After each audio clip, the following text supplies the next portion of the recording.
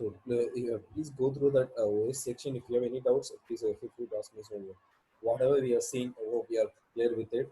We have done with creating a folder, deleting, removing, etc. Right? And hereafter we are going to talk about an advanced things in that. So what else is there? Let's see.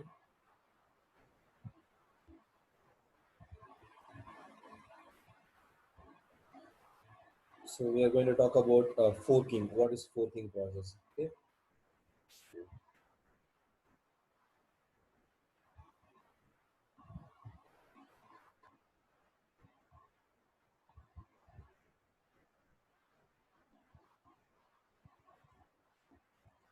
Any cases, what is forking? Any idea? What is fork? Have you heard about that? Creating child process. Yes, exactly. So forking is nothing but creating a child process from a main. Okay, so the child process always zero means because the child you'll get only one child process for each and every main process. So it will always give you zero as a process ID. So say for example, if fuse means the child process for fuse is zero always. If you want to kill, just say fuse that child, the child will be killed for the corresponding parent. So that is that. So child process is nothing but creating a a fork is nothing but creating a child process from the corresponding parent process. That's it. Okay. So how it is actually working. So whenever Huh? we say Huh? OS.4, your so what happened when you say OS.4? Actually, your running your environment will be split into two parts. So one will be parent, one will be child. So Excuse we me, all sir. know. Hello. Sir, this is Sriram, and I just want to know what we are learning today. It is right just now I joined the class because I'm having So some it is OS4, OS module. OS module. Okay. So when you say OS.4, what happened? Your execution flow will be split into two. So as usual, you all know Python execution is what? A line by line execution, right? So whenever I say it will be executed line by line by line by line. But when you say fork, what happened? Your module will be split into two. So the execution flow will be split into two, one and two. So and what happens? That execution will be simultaneously fall back from a parent to child, parent to child, parent to child relation. Let's see what it is and how it's actually working. So here what happened, when I say 4 is at 4, your execution part was split into two parts, right? One actually gave me a parent ID, one you got a child ID. So when I say A and it's move on to next, it keeps moving on from one to another. Hope you notice that. So it is in terminal, so it will look like this. But when we are actually working with a script, you'll get to know clearly so how it is actually transforming. So the execution flow will be transforming between parent child, parent child, parent child simultaneously, one by one by one by one. Got it? So each will act like an independent process. So you won't able to. So whatever you're doing in a parent will never reflected in child, and if you're doing something in child, it won't be reflected in parent as well. So yeah, you can able to, it is like a multitasking in a same time. You can able to perform multitasking in the same time. And so child will be child always, it will never reflect in a parent process, and parent will be parent, it will never reflect the changes in child. That's it. So this is about forking a process. Got it? Can I get it? What is fork? So to demonstrate that, we are actually going to talk about one more thing called pipe. So with the help of pipe, we are actually demonstrating the OS4 concept. So what is pipe? So what is pipe normally?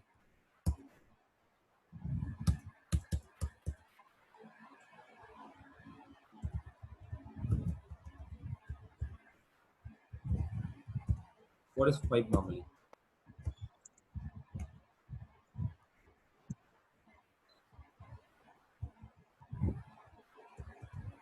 Normal, what is pipe means? the output of one process and passing to the input of another. No, I'm asking what is pipe normally.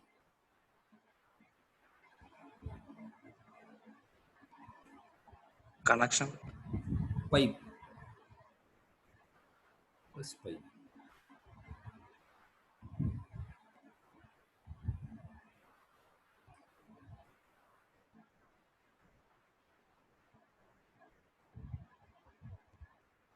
Flow of data from one point to the other point. Yes.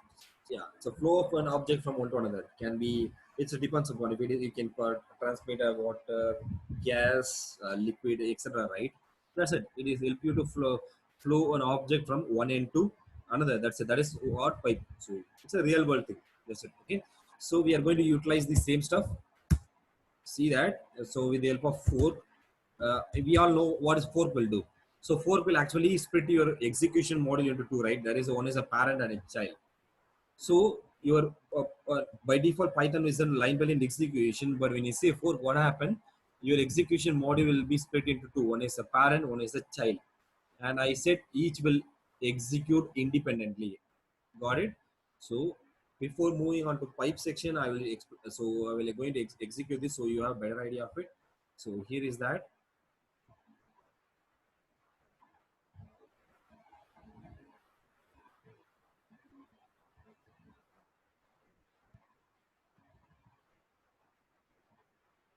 See.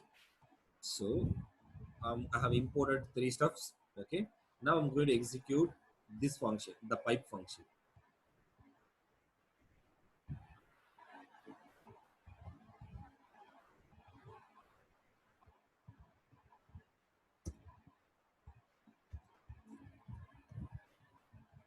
So what happened now? See that I'm actually executing pipe function. You all know what it is. If my program name is main, obviously it will be more on to else statement. If your program is main means it will execute in this part, else part. So once pipes in executed, what happens?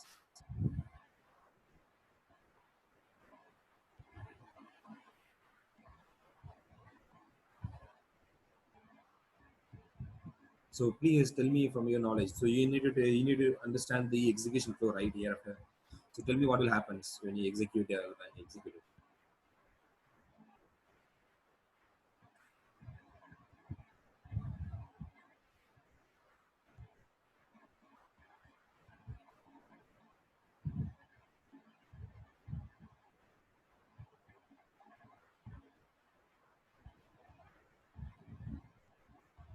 Hello.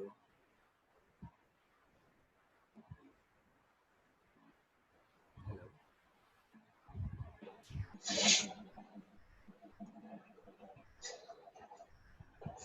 First two line will print the text. Okay. The content and then For R and W variable, we are assigning the value from OS OS pipe. file. Okay. And then For process ID also, we are assigning OS.4 okay. value. And then Then we are printing process ID. okay. If process ID exit means the if statement will execute. Okay. Yeah, what it means? So if process ID exists, mean what? So if my It will process ID, return so anything. in OS 4 we got 0 also. What happened? Process ID exists means 0 also exists, right? 0 is false. Yeah, that is what you have to say. So you need complete it carefully. If process ID is true, True. right? Yeah. So it should exist and it should be true. Got it? Then so what happened? As per your thinking, what happens? Either this will work or this will work, right? Am I If right? it is, yeah, if it is true, if condition will work. If it is false, else will. That is what we have seen now. Because Python is a line by line execution. If condition is satisfied, this part will work. Otherwise, this part will work. But in case of fork, I said when you say fork, what happened? Your module will be split into your execution flow will be split into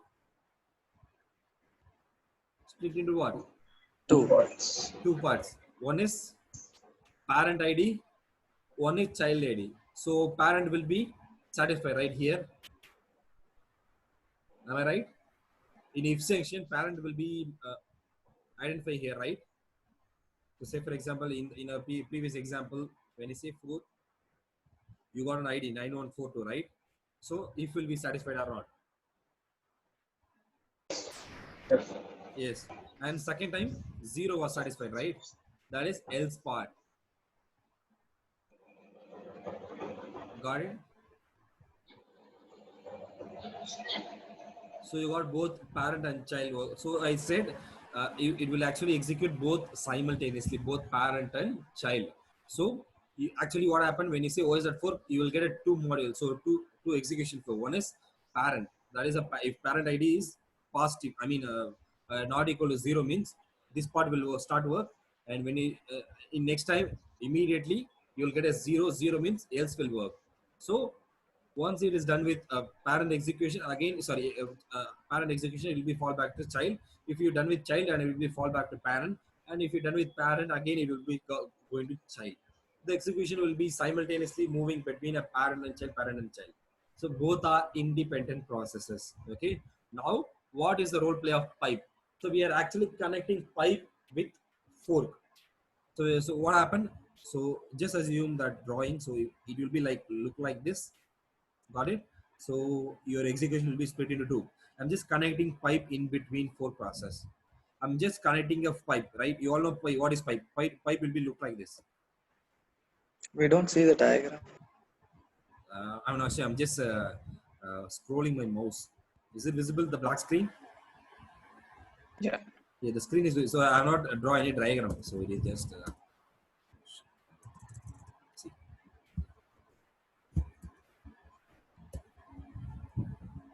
So, so just assume. So this is my diagram. So your execution was look like this way.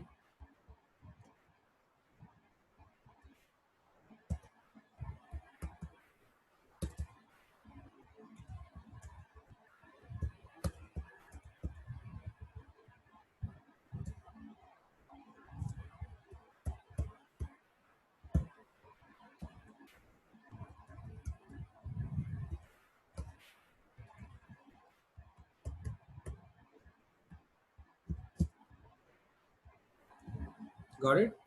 So just assume this is a Python execution flow, and your model execution was split into two parts. One is a what?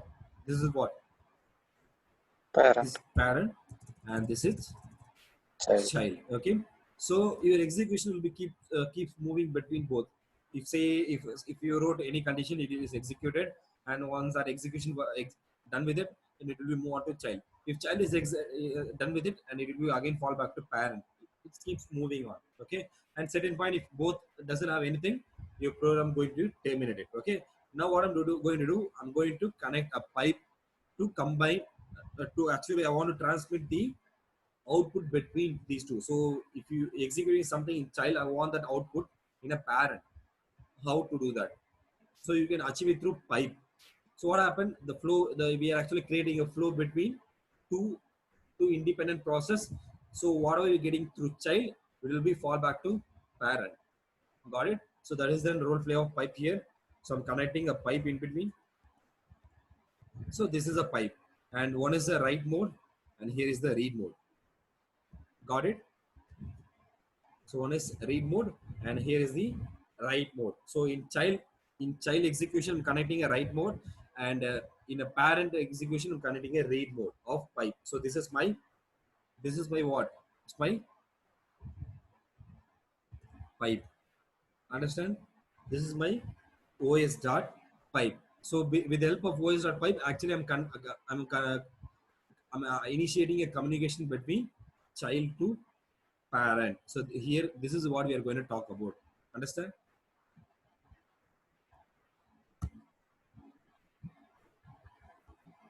Okay. So I'm going to execute pipe. So as you said, this will execute, and OS.pipe will create a two end. One is a read and write mode. See that? OS.pipe will give you two numbers. So we need OS module. And when you say OS.pipe, you will get it's a tuple. Okay. Its tuple means what? So it will look like a number, but actually it is actually carried two numbers. So this is a read end and this is a write end. Okay, that is how I'm saying r comma w to os dot pipe. Okay, r will be assigned, so it's a tuple, right? The value will be unpacked and it will be assigned into this. So read, I'm getting, or I'm getting a read end, in w I'm getting a write end. That's it. Understand? So when you say os dot 4, so what happened? Your model will be split into two like this way. So let's say I'm going to execute it. See that? So these two will be executed, and in terms of fork, okay, this is my fork, the parent id. So yes, it is, the parent is true. What happened? So I'm just closing if the process existed already. So if w is existed, I'm just closing it. So I'm opening a read mode. Just assume we all know this is a pipe. In a pipe we need to open one end, right? Then only you will get something from that. So here I'm just opening, just assume it's a tab opening. I'm just opening a tab from a read end, but there is nothing, so there is nothing to flow in between. Just opening a tab. In another end, you need to pour some water. Then only you will receive in a read end, right? So before pouring from one end, I'm just opening my what? I'm just opening my read end. Got it? So I have connected read end to my parent process. In child, I'm doing something. Okay, I'm just connected my read end. I'm opening it. That's it. So what happened? Once it is print, this print actually works, and it says parent is reading. That means I have opened the tab. Okay, and I'm initiating the here I'm going to open my tab or that read. So here what happened? The read tab was open in this section. That's it. Okay, so this is actually a listener. Once you open, and your program is fall back to child process. Here again, you are actually creating a write process in a in child in a child fork. So you're actually creating a write process in your child, and you are saying child is writing. Once you write your child into stream, you're actually closing it. Once you close the stream, and again it fall back to this. So here the read mode actually got something, because this is a listener. So this is actually looking for something to receive. So once you close here, once you close from a read, you're actually receiving something, that is text is equal to what? Text written by child. This is what you actually written. Once you're done with it, you are actually closing write mode, sorry, the parent. Once it's done with it, and it will again fall back to child process. So once you're done with both, obviously your program move out of it.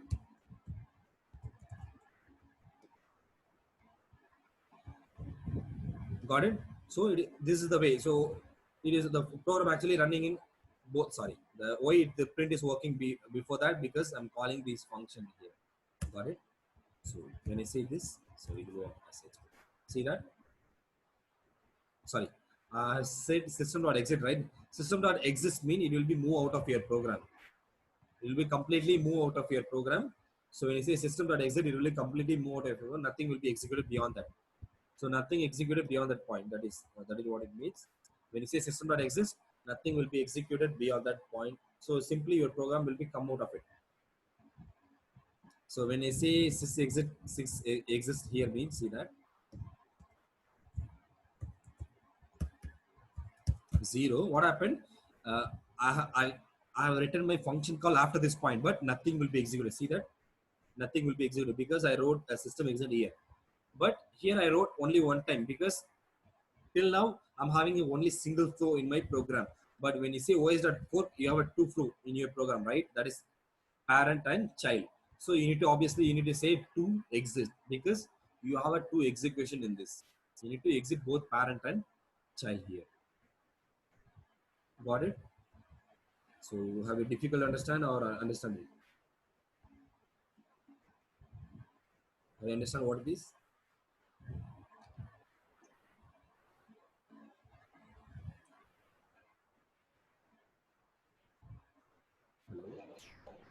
Oh yeah, bro. Can you explain that FT open and read? What is read? Pardon? FD open and read. Oh, yeah. That lines. Yeah, super. So what is FD open? So I actually forgot it. So you all know what is open, right? So even OS also contain open, OS.open. This will actually work like a open method. You all know what is open function, right? This will exactly ditto. But was the result in open? That's it. It's going to open a file, okay? And you need to pass some file name. It will actually say, for example, I'm going to say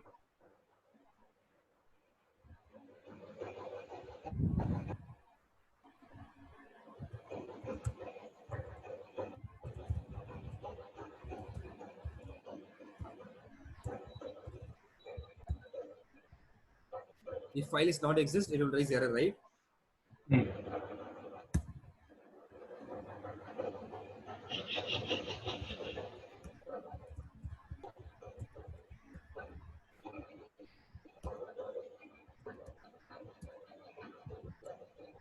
So I told you what is flag.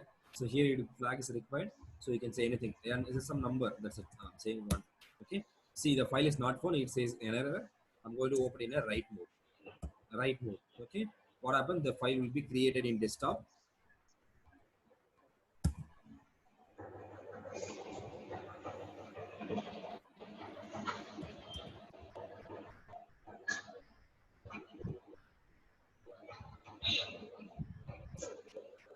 Okay. So here it require. So here the mode is different. It should be a number. I will explain you what it is.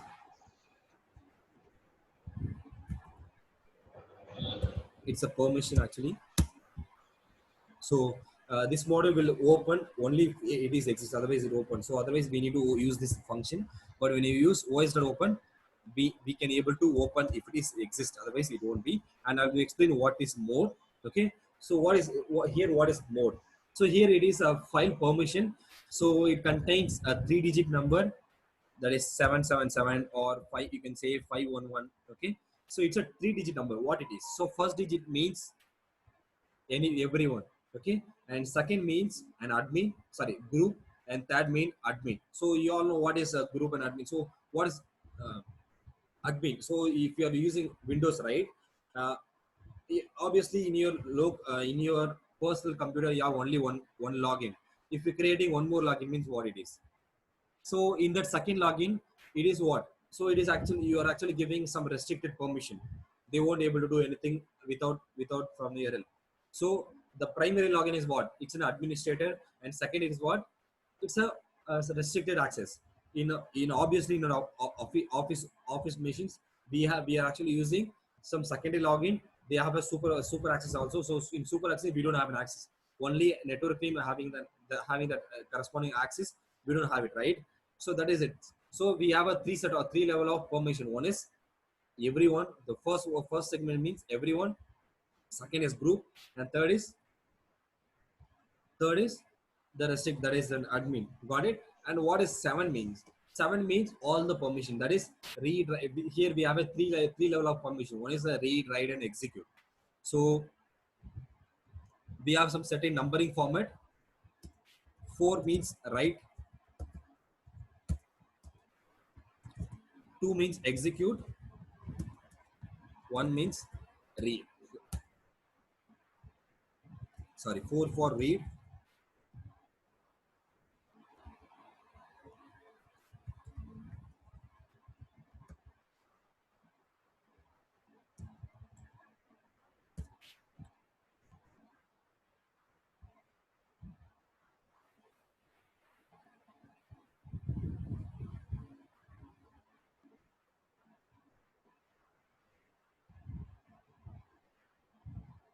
Yeah.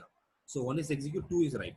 So 2 is write, and 1 is execute. Okay. So this is the 3 level. So you can perform any level of calculation. At the end, you will get maximum 7. So when you say 7 means what? 7 is the combination of 4 plus All the 2, permission. 2 plus 1, all the permission. Okay. And if you want to give only read permission, you need to say 4. It will look like this. So it means only you have a read access for. So the first level is user, group, and everyone. Okay, that is that user, group, and everyone. If you want to give everyone, you need to keep it here. That's it. So this is what it means. So 4 means only read access. If it is 5 means what? So 5 Read is and a combination. execute. Read and execute. 1 plus 4. That is 4 plus 1. Read and execute. If it is 6, read, Read write. and write. Got it? And if you say here, so read and write permission for user and groups, such kind of. Got it? So this is all about permission. This is what they call it is a mode. It's a 3-level number, which means the combination of read, write, and execute permission. So this number only for Linux, or it will be varied for Only Linux. Windows Only also? Linux. It's a POSIX. It's for POSIX. This won't work with Windows. So Windows, we have another number or Yes. another method. So in Windows, it will be like just try it out. So it will be like some string, I think. So check it out in your machine. So what it actually saying in that. Okay. So this is about mode. So in open, we need some mode. So if file is exists, and it will create it. So here I've created a file. So I'm going to open it for writing. So sorry. With all the permission. If file is not exist.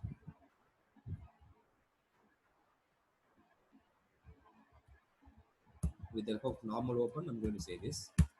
Got it? I have opened it. Now I'm going to use open method. The file was open. That's it. In three level of mode. So all the permission for everyone. Got it? The file was open with complete set of permission for everyone. This is normal. It's OS open. Now OS.f open. So what is f open means? Okay. Let's go and talk about what is the difference between FD open. OS open and OS FD open. FD means it's a file descriptor open. Okay, it's like a virtual file. Means your file was not created virtually. I mean, it is a temporary. So you will actually save your content in a temporary. What is that? Some process ID. So your content was reside in some process ID.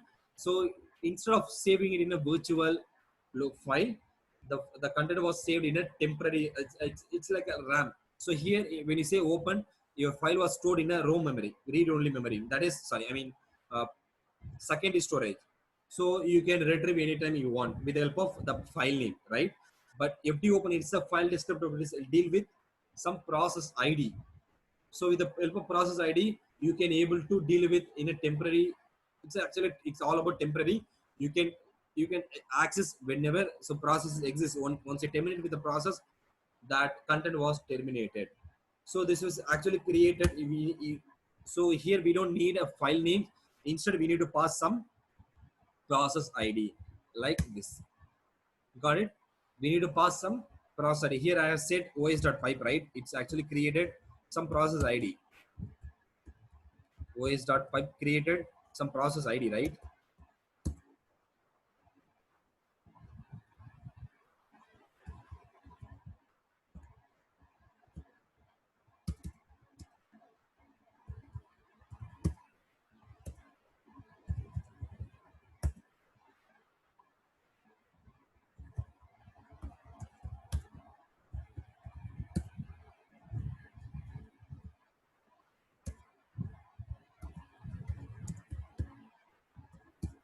So os.pipe will give you 2 numbers, right? So this is how it is. So when you say os.fd open, this will actually create a file descriptor open with the help of the corresponding ID. So in this ID, it will actually open it for reading. Okay, so you can able to read anything from that. And when is so in another end, so it's a pipe, you know that. So in write section, if you write, you can able to write something. So this will actually enable a transmission between read and write. Got it? So there is no relation between FD open and pipe. FD open is mean what? It is actually open. That's it. So a normal open will open a physical file, but FD open will open a process ID. That's it. That is the difference. Got it? So it's all about temporary. It's a virtual. So you can try anything you want in it, and if you want to retrieve, you can retrieve it in a runtime. And once you're done with the runtime, what happened? this will also destroyed. This descriptor also will be destroyed because it's all about temporary. Once the session is terminated, what happened? This descriptor was terminated. It's a purely virtual. So you don't need to. So here we don't need to store anything in a physical file, and you want to keep some text in a file. But if you want it actually in a temporary means, you can go with it. It won't save anything. It's all about temporary session. So it is stored virtually, and if you're done with it, it will be destroyed. That is about file descriptor open. FD means a file descriptor open. Understand?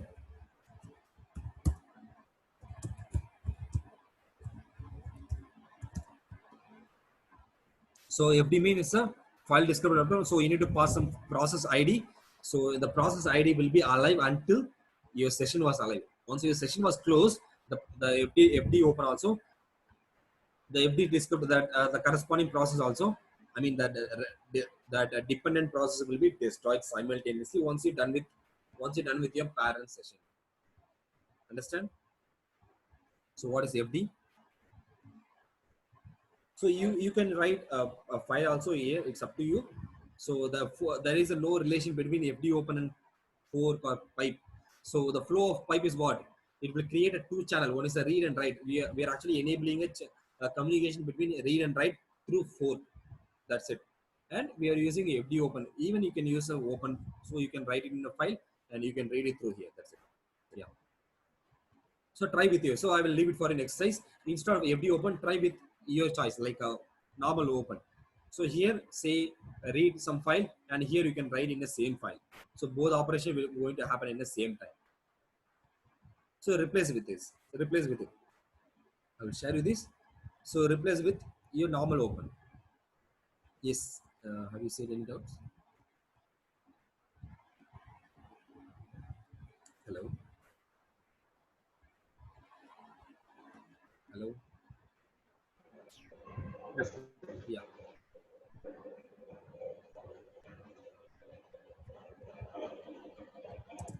Yes. Shall we move on to next topic?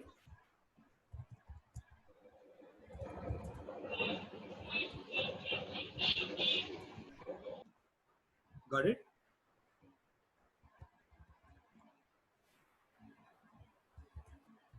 So next thing is about threading modules. Let's see what is threading. So threading, what any idea of about threading? So threading is nothing but a process. It's like a sub process. You all know what is process. So if I'm executing something, right, this is called what? It's a process. And says threading is nothing but a piece of an execution. There is actually which is going to taken place in your main process. Hello, listening? Yes, sir. So threading is nothing but a piece of an execution from your main process. That is okay. So here you are executing one program, right? So it's going to execute a number of commands. So so here the piece of part is called an execution. That is called threading. Okay. So you all know it's a Python is a line built execution. It will execute one at a time. If you can execute one line at a time, right? So if one line is completed and it will be move on to next line, that is called execution. It's a piece. So once your one execution is done with it, and it will be move on to next execution. That is called thread. So here we are going to talk about multi-threading. What is multi-threading means? We can able to perform more than one execution at the same time without waiting for one execution. So by default, Python is what? It's a synchronous execution. So once you are done with one execution, then it will move on to next execution. So once it is done with single execution, it will move on to next execution. Means you can perform the execution one at a time. That is about what? Execution. So that is thread. Okay. So we are going to enable multi-thread means we can perform more than one execution at the same time. So today I'm going to show you the basic of it. Tomorrow we'll discuss in detail. Got it? So I'm going to execute this and this function and this function. Yeah. Bro, so fork and thread are same. No, both are different.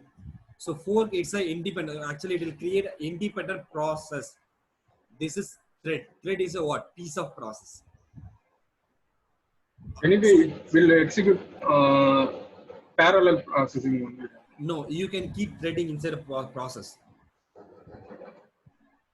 So thread is what? It's a child. So it's a piece of an execution. So say if you're calling this, right? This is called what? Thread. This is called what? It's a thread is nothing but an execution. Execution. So what it is? We all know. We have seen in the expression statement, right? The expression means what? Executing.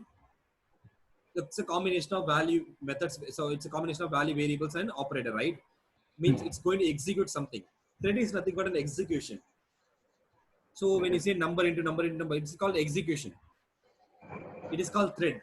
So multi-threading means we can perform this and this at the same time. By default, what happened? This will be executed, and once you're done with it, and it will be moved on to this and this simultaneous. So once it is done with it, then only it will be moved on to this, right? That is a normal execution. One execution at a time. That is called single threading. And multi-threading means we can perform this and this simultaneously in the same time. We can start this execution parallelly. We can initiate both parallelly. So I will execute. So see that. First of all, I'm going to disable this. I will enable this. Okay. First, this function will be executed, right? I'm going to execute this function. Once you're done with it, once this function was 10 minutes completed, and again, so next it will be move on to this function. See that output. So what happened in this function? What will happen in this function?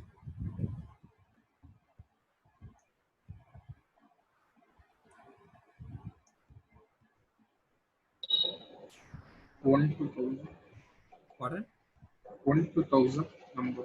Yeah, it will actually print 1 to 1000, and this will print. And once it is done with this function, it will be move on to this function call. Got it? That's it. Understand? Now I'm going to enable through threading. So I'm going to implement the same. See that once 1000 is done with it, and the square function returning an output. Once it is done with it, it will be move on to cube function. Got it? Now I'm going to say this threading module. Okay, I will explain in detail tomorrow. I'm just showing the demo. That's it. Okay, so I have kept that both the function in this. See that. See, 1000 is print and square. I'm getting an output for square function, right? But where it's cube function, it was residing somewhere because both functions started in the same time parallelly. Both were started parallelly. You will get a cube output in the middle of it. See that? So it doesn't wait for one function to terminate. I mean, it will never wait for one execution to terminate. That is what thread means. Sorry, I mean multi-thread. Got it? So both was started simultaneously. Once the first function started, immediately second function also started without waiting for it. So this is called asynchronous, or you can call it as a multi-threading. So we have enabled a multi-threading. So we kept one function in one thread and second in another thread. So we can enable multi-threading. So the both execution start at the same time. Once it is start, and second is doesn't wait for one function to terminate. So both was started in the same time. So it doesn't wait for one. Got it? So this is called multi-threading. We'll discuss in detail tomorrow. Have you get it? What it is? Have you getting any idea of it? If I don't enable multi-threading, see that once it is done with first function, then only it is move on to second function. Understand? Yes. So if I enable multi-threading means both initiated at the same time. It was residing anywhere. So it's all about execution. That's it. Okay. It can reside in anywhere because both was initiated at the same time. It takes some time to calculate, right? So it is residing somewhere. So sometimes cube might done before, and sometimes square might initiated before. It's up to them. But it doesn't wait for each. So each and every function doesn't wait for another. That's it. So this is all about threading. So this is about an introduction about threading. We'll discuss in detail tomorrow. Okay, got it? So have we get it? Have we get any idea of threading? Yes, sir. So what is thread? It will execute at the same time the two lines. Pardon? The T1. It will execute at the same time the T1 and T2. It won't wait for the first function to complete. No, I'm talking. That's why I asked you the question. What is threading? Execution. Threading is nothing but an execution. It is a piece of your process. That's it. If you have a process, means process is not a thread. Whatever you're doing inside a process is called threading. Okay, multi-threading means you can perform more than one execution at the same time inside your process. Understand?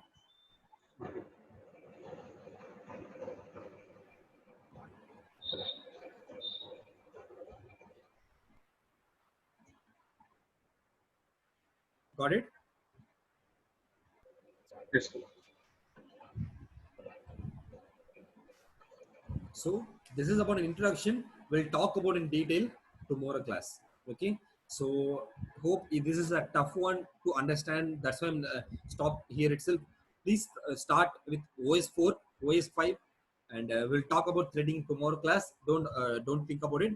So today we have seen three things in OS. One is what? So sorry, 4. Open, FD open, and OS pipe, and about 4.